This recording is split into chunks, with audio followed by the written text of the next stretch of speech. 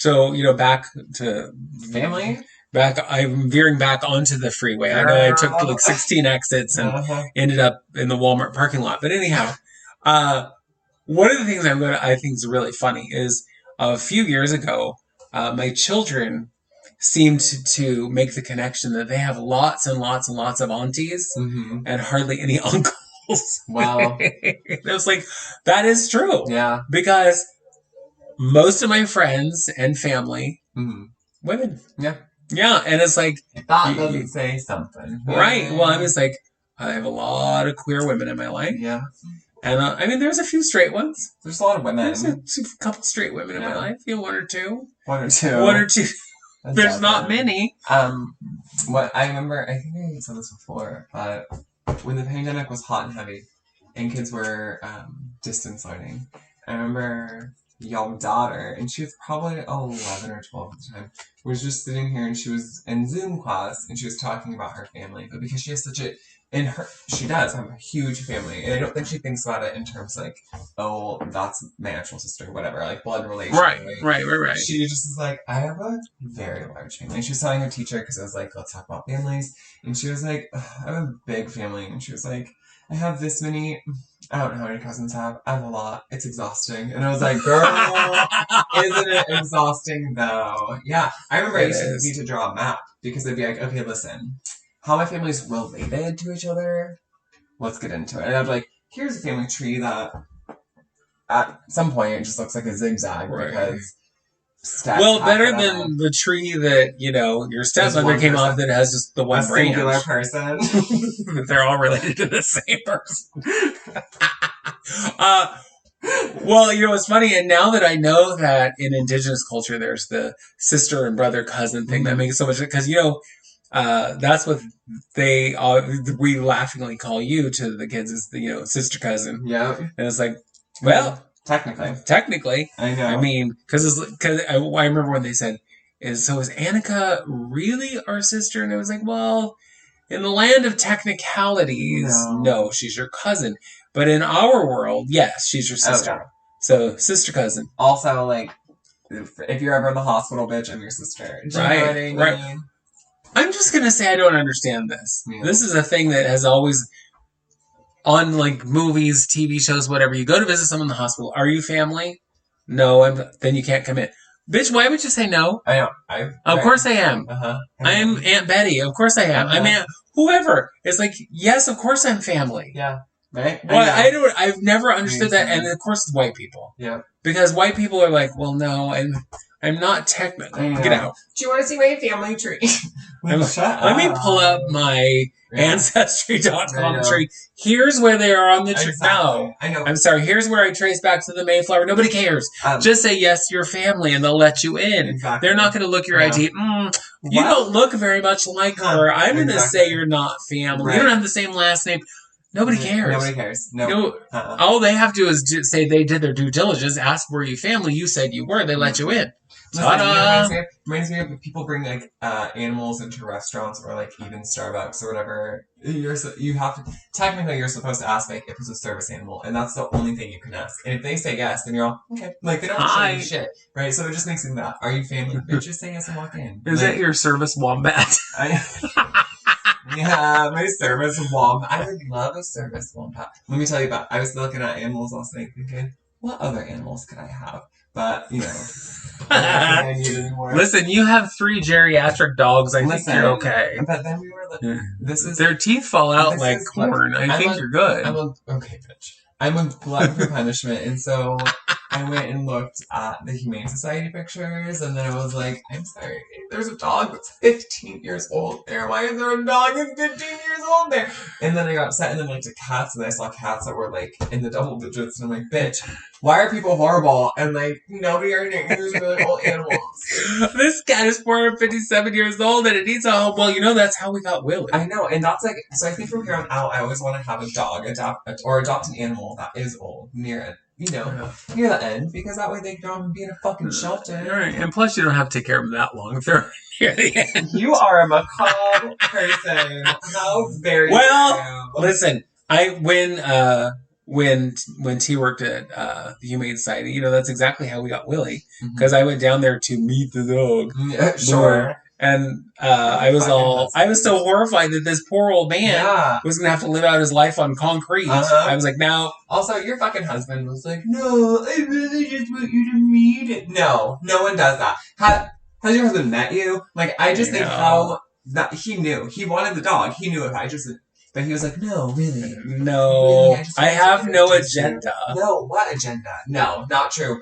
Well, but here's the thing. Maybe he had no agenda, but because we are the girls who, have an agenda for everything, we have a hard time believing that someone else doesn't have an agenda. I'm going to tell you, he would never be like, Anna, if I could look at this cute dog. Because then he knows damn well I'll be like, well, I'm adopting this dog right now. So, he knows you. He wanted that dog. I'm telling you. Does it maybe come as a combo with a wombat? I know, but can I please have a wombat? Or a prairie dog. I need something else. Oh my god, prairie dogs are so cute. Didn't you send me the video the other day of the prairie dog on the bed? Are you supposed to be on the bed? And I was like, I love when animals just talk back. It's very funny. Honestly, and anymore, I've liked animals more than humans for a very long time. But nowadays, I just really don't want to be around anybody else except animals. Yeah, I get that. Our family eat animals, and there's a dozen dogs here or something. So at least. Oh, girl. Oh gosh, I think we need to take one more little quick break.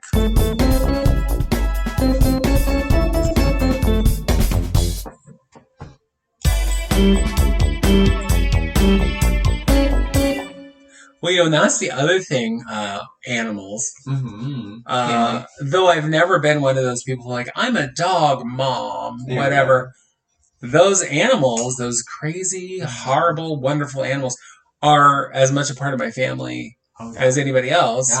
Yeah. I mean, although they're in cages right now, like my children. No, I'm kidding. That was a joke. I'm not kidding. My children are at school right now. And it's funny too because I don't create my dogs, which I know it's better, whatever. But I just don't. My dogs are old and don't care. And the only reason one pees is because she's incontinent. So it's not her fault. But what continent is she in? Not the good one. Girl, a very wet one. It's very wet. But yeah, all my dogs are pretty old. Yeah. The youngest one is almost 7. Oh my god, she's already that old. Well, on Cinco de Mayo, she turns 7. Oh, wow. I know. Your little Kiowa. I know. Oh, she's so funny. It's because all of our dogs, Othello, our standard poodle, is going to be 11 on his birthday, and he's the oldest. Yeah. And then Mika, the vicious pit bull, who's afraid of literally everything, will be 8 on her birthday, and which means Loquacious, our giant idiot, Great Dane, will be 5. Mika, the vicious pit bull that she is, right. First of all, doesn't like other women dogs. She's like female dogs at all. But the other day, I was leaving the house, going to my house, leaving here, going to my house, and I opened the door, I'm like, Mika, let's go outside. And she saw that my almost 13-year-old pug was sitting outside near the fence, and she's just sunbathing, and Mika's all... Do you see that old bitch out there? Nor. She's an ancient pug with a tooth, a singular tooth. Yeah. What would she do? But no, Mika's afraid of her. Some days I think that, I'm going to look out there and she will have turned into a little statue. She's so old. I know. I like that she butt sits. She sits genuinely on her butt with her legs out in front of her. And she sits she's just a little lump. She is a lump, and it's so goddamn cute. It is cute. She's a cute girl. She is. Girl, she's an old lady. She's, she's getting her Social Security checks. She's in her early hundreds, and she's a day girl. I know. You're probably gonna have to bust out a walker for her real soon. Probably just a wheelchair. A wheelchair. Yeah. Probably. A wagon. Yeah. Make the other dogs pull her. God. I was debating on a couple different stories to tell this week because I couldn't think specifically of a Tales from the Drag Closet story that relates to our topic of family. However, I will say on that note that so many of the people who become my family is because I worked with them or I met them at the club while I was working and doing my shows or whatever. Some of my dearest friends who I'm now friends with for 200-300 years is because I met them there, because I met them working and then would see them all the time and see them every week. And you either then become very good friends or you become enemies or whatever, or you're just oblivious to them. One thing I think you should talk about is like drag family. Drag families are a real thing. Well, yes, drag families are a real thing because so a drag mother is someone who puts someone in drag and gets them kind of started in their career. My drag mother, oh God, such a bitch. Honestly, which seems appropriate, but there you go. I'll just tell that story. So I was living in an apartment over in Northeast. In my first apartment I lived with roommates, so it wasn't my apartment, but I lived there, and it was this little horseshoe-shaped apartment. And I was on the very end, and this apartment that was kind of in the bend of the horseshoe, as it would be, was this queer couple. And one of them worked at Darcel's, and the other one was a hairdresser. And the one who worked at Darcel's, Myra Sins, she says to me one day, she goes, every time I see you, I think she needs to be performing. She needs to be on stage. And I was like, well, that seems right. Yeah, because I've always dressed kind of not in the typical. I always have, marched to my own drum, whatever. And she was like, you need to be on stage. Have you ever thought about it? And I was like, well, yeah, I grew up doing theater or whatever. And she's like, well, you need to do drag. And I was like, okay. And I had been going to drag shows, underage drag shows, at the City Night. Well, it wasn't the City Nightclub. It was called the Metropolis then. It was the, predecessor of the City Nightclub. Anyway. It's not called the City now, is it? No, I don't know what it is. I mean, I don't even think it exists anymore. Oh. But for a long time, it was the City Nightclub. Anyway.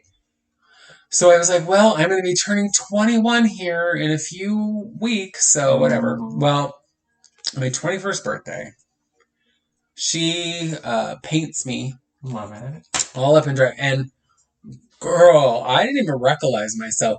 She painted me in the full drag paint. And now this is 1983, so it's a lot different than it is now.